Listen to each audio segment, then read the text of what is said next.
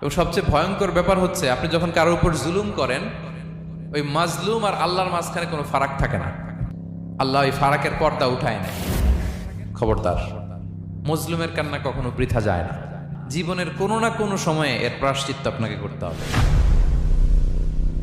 জীবনের কোনো না কোনো সময়ে এর প্রায়শ্চিত্ত করে আপনাকে মরতে হবে। বিষ্ণু ইসলাম আরো ভয়ঙ্কর কথা বলেছেন। তিনি বলেছেন, মান যালামা কিদা শিবরিন মিনাল আরদি তুবিকাহু মিন সাবঈ আরাদিন। কেউ যদি জুলুম করে তার ভাইয়ের 1 বিঘত পরিমাণ জমি খায়।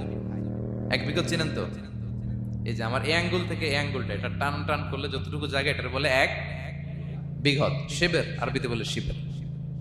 হ্যাঁ, মান যালামা কিদা শিবর। বিষ্ণু বলেন, এই 1 শিবর, 1 বিঘত জমি যদি কেউ অন্যায়ভাবে জুলুম করে তার ভাইয়ের কাছ থেকে খায়, কিয়ামতের দিন তুবিকা আলাইহি সাবউ আরাদিন, এই 7 জমিনকে আল্লাহ তাআলা তার ঘাড়ে চাপাবে। খা এবার।